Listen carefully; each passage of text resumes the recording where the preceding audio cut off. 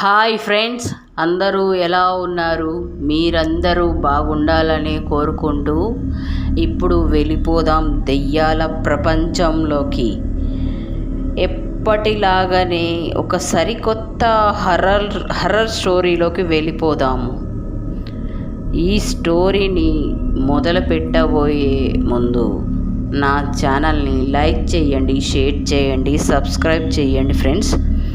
ఇది ఉమ్మడి తెలంగాణ రాష్ట్రంలో జరిగింది. పెద్దపల్లి మండలంలో పెద్దపల్లి చిన్న పల్లెటూరు. ఆ పల్లెటూరు పేరు నేను చెప్పలేను. ఒక కుటుంబంలో జరిగింది. అది మా కుటుంబమే, నేను వాళ్ళ పేర్లు చెప్పలేను. సీక్రెట్గా ఇది నాకు తెలిసింది నేను చెప్తున్నాను, వినండి. కొత్తగా పెళ్ళయింది. నేను నా భార్య కొత్తగా పెళ్ళయి మేము ఇద్దరం నిద్రపోతున్నాం. మేము మొత్తం 8 మంది మా కుటుంబ సభ్యులు. ఆ రోజు టైం కరెక్ట్గా రాత్రి 12 గంటల టైం అవుతుంది. అందరూ హాయిగా నిద్రపోతున్నారు.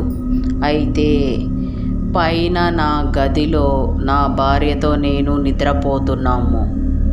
ఏమైందో ఏమో తెలియదు, నా పక్కనే ఏడుస్తున్న సౌండ్ వినిపిస్తుంది.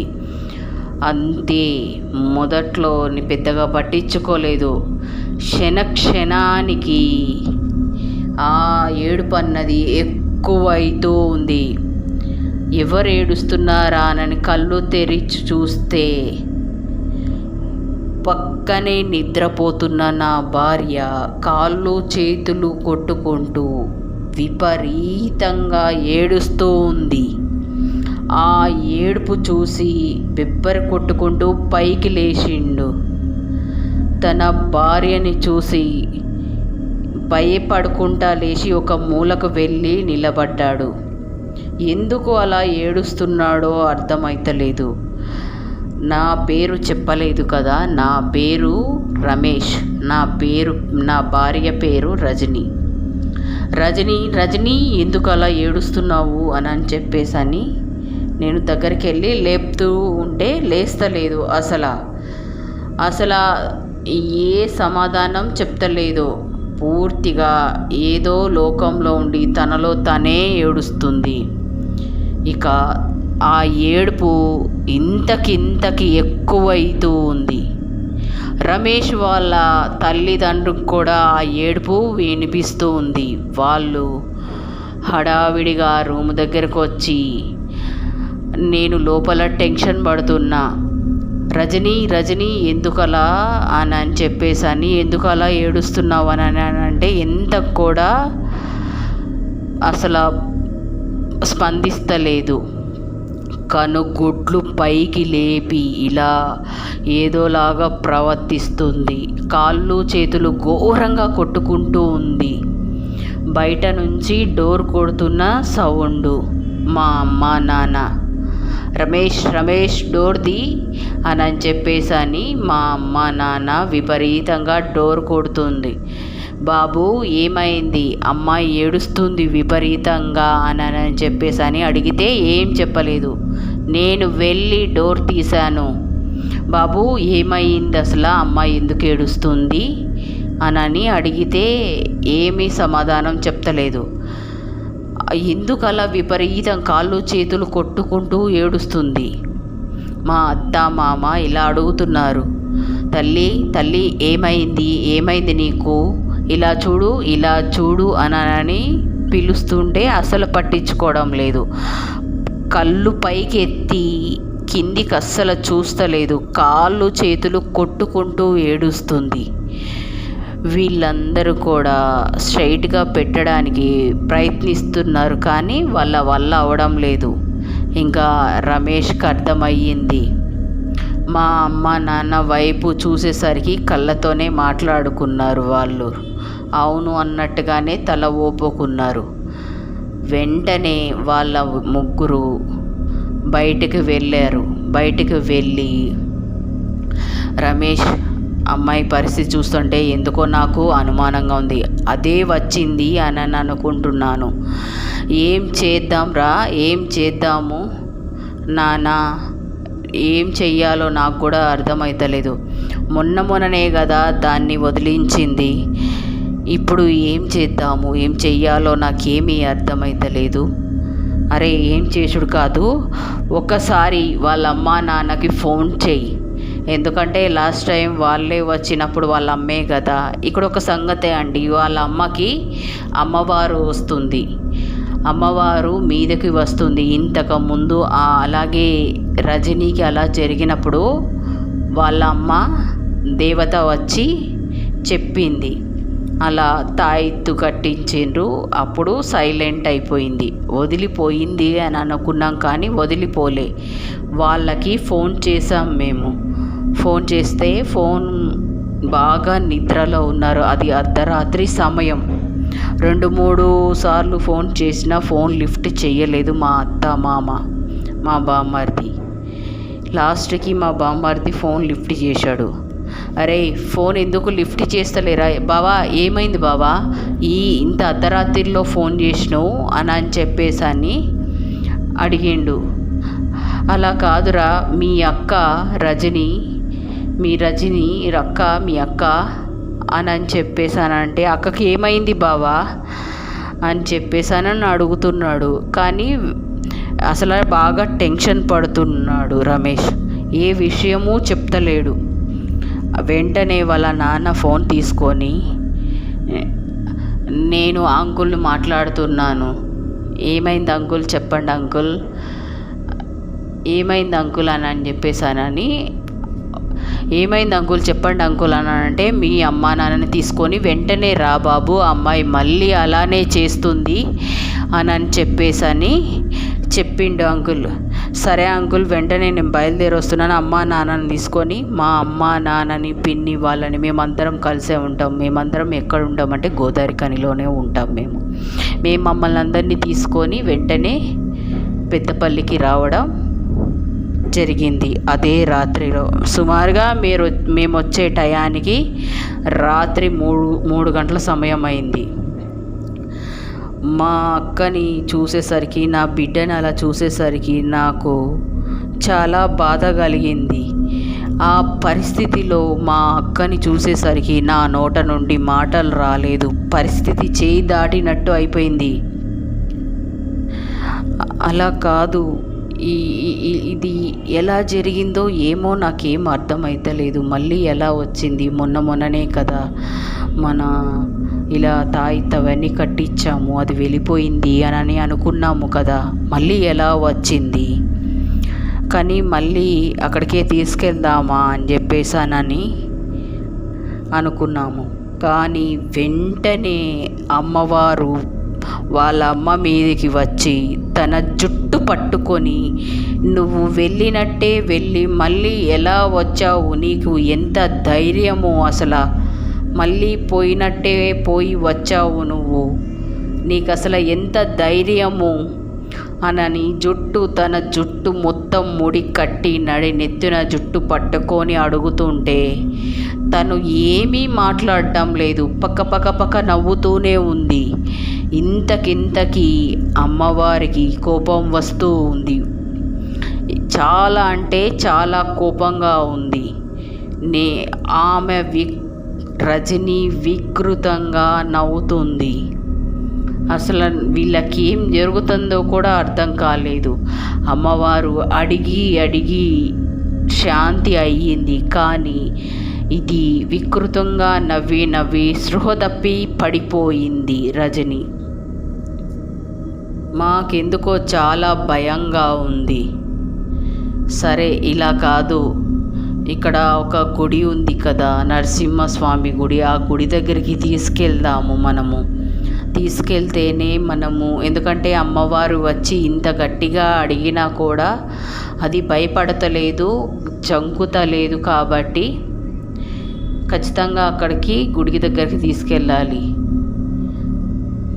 అదే రాత్రి కారులో మా అక్కని వేసుకొని ఆ గుడి దగ్గరికి వెళ్ళాము. గుడి దగ్గరికి వెళ్తే గుడికి లాక్ చేసి ఉన్నారు. అక్కడే అయ్యగారు కూడా ఉంటారు. అక్కడికి పోయి గురుగారు డోర్ తీయండి గురుగారు అని చెప్పేసి అని పిలుస్తుంటే, ఎవరు మీరు అని చెప్పేసి అని అడిగారు. అదే ఇంతకుముందు ఇక్కడికి తీసుకొచ్చాము కదా గురుగారు మనము ఆ అమ్మాయిని మళ్ళీ ఈ రాత్రిలోనే ఇలా ఆ అమ్మాయికి విపరీతంగా ఘోరమైన పరిస్థితి అయ్యింది, అందుకే మళ్ళీ తీసుకొచ్చారు. అవునా, ఏం మాట్లాడుతున్నావు నువ్వు అని గురువుగారు అన్నారు. అసలు ఏమైంది ఆ అమ్మాయికి అని అంటే, ఏమో గురుగారు నాకేం అర్థమవుతలేదు. ఆ అమ్మాయి మళ్ళీ అలానే ఒళ్ళు విరుచుకుంటూ గుడ్లు పైకి తేలేసి పకపక నవ్వుతూ ఉంది గురుగారు. ఆ అమ్మాయి ఘోరంగా బిగుసుకుపోయినట్టు అయిపోయింది, చలనం లేదు, ఘోరంగా చేస్తుంది. సరే, అక్కడి నుంచి ఆ కారులో నుంచి అక్కడికి కిందకి దించి అక్కడికి వెళ్ళడానికి అస్సలు కదులుతలేదు రమేష్. ఏమైంది రమేష్, అసలు కదులుతలేదు అని చెప్పేసి కారులో నుంచి అస్సలు దిగుతలేదు, అస్సలు కదులుతూనే లేదు, దిగుతలేదు, ఏమీ అర్థమవుతలేదు. ఇదంతా దాని మాయలాగానే ఉంది. కానీ కుంకుమ ఉంది అక్కడ, కుంకుమ తీసుకొని పెట్టండి అని చెప్పేసి గురువుగారు చెప్పారు. ఆ కుంకుమ తీసుకొని ఆమె నుదుటును పెట్టిన వెంటనే కదిలింది. అప్పుడు ఆ కుంకుమ పెట్టిన వెంటనే గట్టిగా అరవడం మొదలుపెట్టింది. వాళ్ళందరికీ, అమ్మా నాన్నకి, అత్త మామకి, రమేష్కి, అందరికీ వెన్నులో వణుకు పుట్టింది ఆ అరుపుకి. అయితే అంతవరకు రజని ఏదో లోకంలో బిగుసుకుపోయి ఉన్నది. కానీ భీకరంగా మొత్తుకునేసరికి వెన్నులో వణుకు పుట్టింది. అరే, ఆ గుడిలోకి పెద్దగా అరుస్తూ కీకలు పెడుతూ రాలేకపోతుంది. అందరూ పట్టుకున్నారు. అందరూ చేతులు వదిలించుకొని అక్కడి నుంచి ఒక్క పరుగందుకున్నది, వెళ్ళిపోయింది దూరంగా. అయితే వీళ్ళందరూ తనని వెతుకుతూ ఉన్నారు, ఎక్కడ కనిపించలేదు. కానీ వాళ్ళకి ఆమె దొరకలేదు. రజనీ ఎక్కడున్నావు రజనీ అని చెప్పేసి పిలుస్తూ వెతుకుతున్నారు. కానీ పరిగెత్తుకుంటూ వెళ్ళి ఒక రుద్రభూమిలోకి వెళ్ళి కళ్ళు తిరిగి పడిపోయింది భీకరంగా మొత్తుకొని. కానీ వీళ్ళు వెతికి తెల్లవారిపోయింది. వాళ్ళకి యాస్టకొచ్చింది వెతికి. రమేష్ బాగా ఏడుస్తూ ఉన్నాడు. రజనీ ఎక్కడున్నావు, నీకు ఏమైపోయింది అని. సరే, ఇలా కాదు అని అందరూ అక్కడే ఉండిపోయిండ్రు. కానీ తను బాగా ఏడుస్తుండ్రు. తనని దురగబట్టిండ్రు. మళ్ళీ దురగబట్టి తనని లాస్ట్కి దొరకబట్టి ఆ గుడిలోకి తీసుకువెళ్ళాం మేము. తీసుకువెళ్తే ఆ నరసింహస్వామి దయ వల్ల అది అన్నది ఎలా వచ్చింది అని చెబుతుంది. ఎక్కడి నుంచి వచ్చింది, తన మీదకి ఎలా ఆవహించింది అని చెప్తుంది. సరే ఫ్రెండ్స్, ఇంతటితో ఈ పార్టుని ముగిద్దాం. బాగా లెంతీ అయిపోతుంది. సెకండ్ పార్టు తొందరగా వెంటనే పెట్టేస్తాను నేను. చూస్తూనే ఉండండి. రజనీకి దెయ్యం ఎలా పట్టింది అని వివరంగా ఆ దెయ్యం నోట్లో నుంచే చెప్తుంది, వినండి. రమేష్ రజనీకి అప్పుడే కొత్తగా పెళ్ళయింది. పెళ్ళయి వాళ్ళ ఫస్ట్ నైట్ జరుగుతున్నప్పుడు వాళ్ళ పాత ఇంట్లోనే, అదే ఊరిలో, ఆ పాత ఇంట్లో వాళ్ళ ఫస్ట్ నైట్ అరేంజ్ చేసిండ్రు. అదే అక్కడ పెద్ద తప్పు అయింది. ఆ పక్క ఇంట్లోనే ఒక మంత్రగత్తె అన్నది ఉంది. ఆ మంత్రగత్తె ఎలాంటిది అంటే చాలా డేంజర్ది. తను ఇంతవరకు బయటకు వెళ్ళి మూత్రం అంటే లాటిన్ పోయినట్టు ఆ ఊర్లో ఎవ్వరూ చూడలేదు. ఎందుకు అనంటే అలాంటి దుష్ట మంత్రాలు చదివే వాళ్ళు వాళ్ళ లాటిన్ వాళ్ళే తింటారని చెప్పేసని పాత రోజుల నుంచి, శతాబ్దాల నుంచి చెప్పుకున్నారు. ఎందుకంటే అలాంటి వాళ్ళ లాటిన్ వాళ్ళే తింటారు. ఎందుకంటే అట్లాంటి దుష్ట మంత్రాలు చదవాలి అంటే వాళ్ళ మలమూత్రాలని వాళ్ళే తినాలి. చాలామంది చాలాసార్లు చూశారు. అమావాస్యకి గ్రహణము అప్పుడు బరబాతుగా అర్ధరాత్రి వెళ్ళంగా ఎంతోమంది చూశారు. ఆమె వల్ల ఎన్నో కుటుంబాలు నాశనమయ్యాయి. కానీ ఆ రోజు మమ్మల్ని చుట్టాలే కదా, ఏం చేస్తారులే అని చెప్పి మేము అనుకున్నాం. కానీ అది నా భార్య మీద కన్ను వేసింది అనని, దుష్ట ప్రభావం అంటే మంత్ర ప్రభావం చేసింది అనని నాకు తెలియలేదు. ఆ రోజు తను ఉక్కపోస్తుంది అని చెప్పేసని బయటకి లేచి వచ్చింది. వచ్చిన తర్వాత అటు ఇటు తిరుగుతుంటే రజనికి ఒక ఏడుపు, దూరం నుంచి ఏడుపు వినిపిస్తుంది. కొద్దిసేపు తర్వాత ఏడ్చిన తర్వాత రజనీ అని పిలుస్తుంది. నన్నెవరు ఇక్కడ పిలుస్తున్నారు అని నాకు అనిపించింది. దూరంగా నుంచి రజనీ అని ఫోన్ అని పిలుస్తుంది చిన్నగా. అలానే ఆ చీకట్లో ముందుకు నడుచుకుంటూ వెళ్తుంది. అంతవరకు తన నార్మల్గా ఉన్నది. తన ప్రవర్తన మొత్తం మారిపోయింది. ఒక్కసారిగా తనకి ఏమైందో ఏమో తెలియదు, అబ్నార్మల్గా మారిపోయింది. తన పూర్తిగా మైకంలోకి వెళ్ళిపోయింది. ఆ చెట్టు దగ్గరికి నడుచుకుంటూ వెళ్ళిపోతుంది. నడుచుకుంటూ వెళుతూ ఉంటే ఆ వీధిలో ఉన్న కుక్కలు విపరీతంగా మొత్తుకుంటూ ఉన్నాయి. అది అంటే ఒక దుష్ట శక్తి వచ్చినప్పుడు ప్రకృతికి, కుక్కలకి బాగా తెలుస్తుంది. కీచురాళ్ళ సౌండ్లు విపరీతంగా వస్తున్నాయి. దూరం నుంచి నక్కల ఊలలు ఘోరంగా వస్తున్నాయి. అక్కడికి వెళ్ళిన తర్వాత ఆ దృశ్యాన్ని చూసిన తర్వాత తనకి వెన్నులో వణుకు పుడుతూ ఉంది. తన వికృత రూపం, ఒక స్త్రీ రూపము అక్కడ 6 అడుగులు ఉంది. తన ముఖాన్ని ముక్కలుగా కొట్టినట్టు మొత్తం రక్తం కారుతూ ఉంది. తన రక్తాన్ని తననే జుర్రుకుంటూ ఉంది, నాకుతూ ఉంది. ఆ దృశ్యాన్ని చూసి పెద్దగా అరిచి కింద పడిపోయింది. నేను నిద్రపోతున్న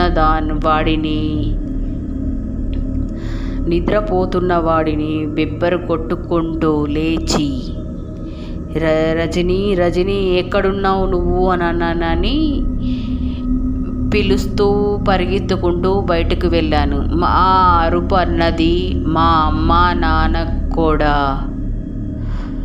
మా అమ్మా నాన్నకు కూడా వినపడ్డాయి ఆ అరుపు అన్నది. మా అమ్మా నాన్న కూడా ఉరికి వచ్చిండ్రు. పడి ఉన్న రజనీని తీసుకొని వచ్చి మంచం మీద పనుకోబెట్టారు. సరే, పొద్దున్నే లేచింది. లేచి తలస్నానం చేసింది. తలస్నానం చేసి జుట్టు అన్నది ఆరబెట్టుకుంటూ ఉంది.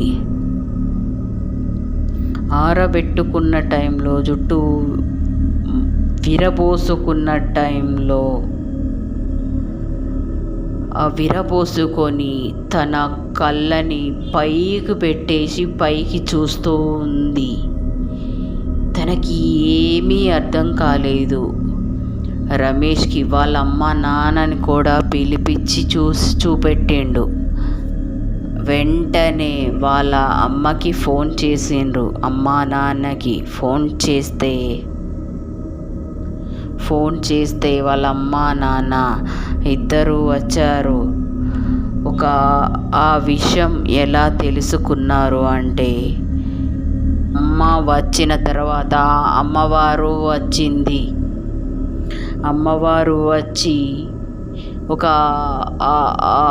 అమ్మవారు వచ్చి తన జుట్టు పట్టుకొని, ఎవరు నువ్వు అని అంటే, నేను ఆ చింత చెట్టు మీదనే ఉంటాను,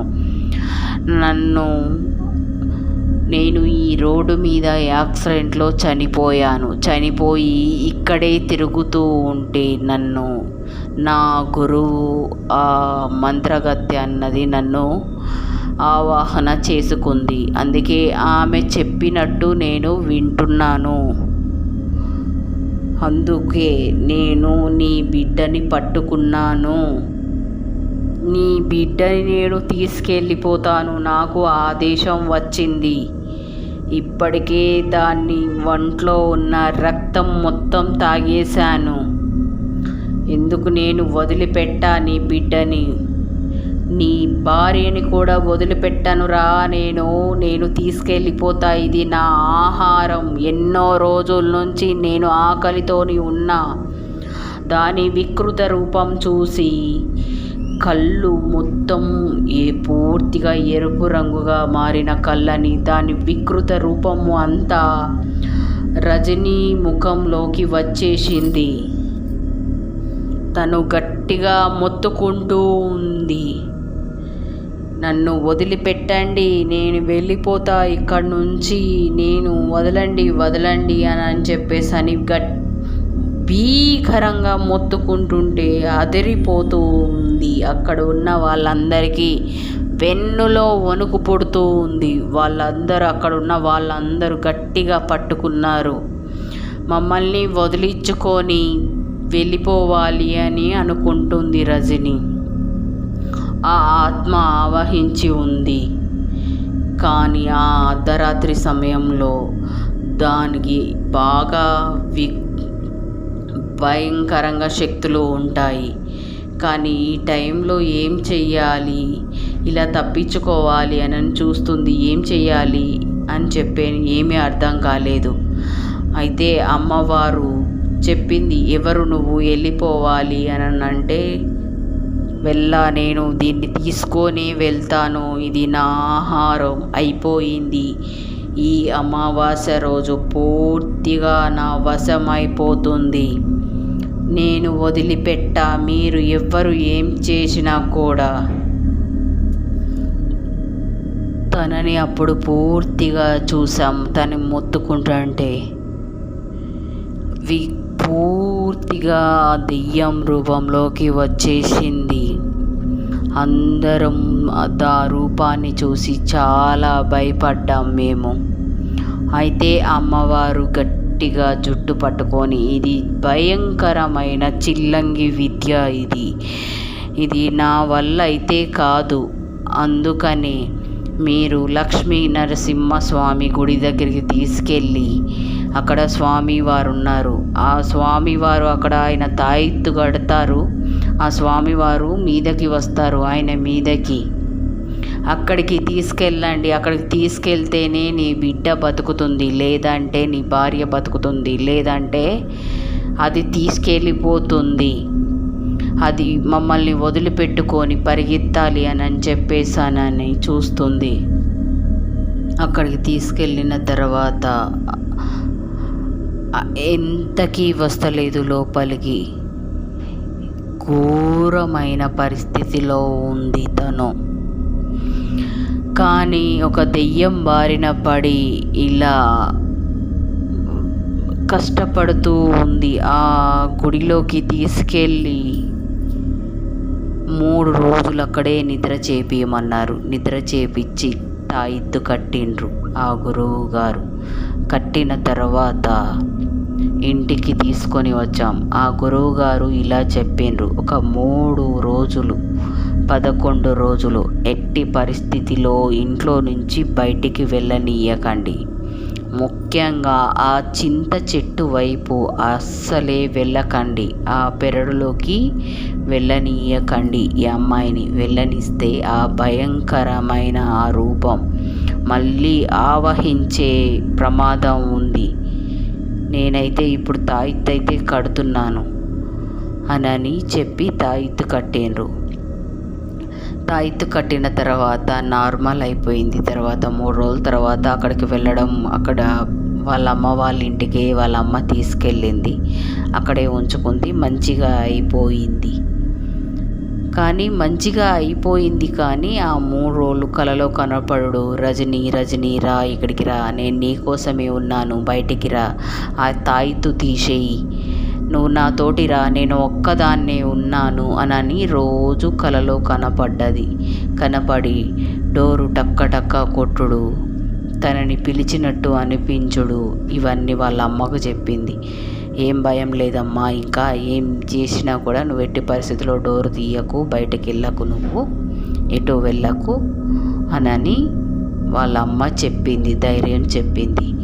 దాని తర్వాత క్రమంగా కలలో కనపడడు బంద్ అయింది. లక్ష్మీ నరసింహస్వామిని మంచిగా మొక్కుకొని ప్రతి సంవత్సరం ఆ గుడికి వెళ్ళి వస్తుంది.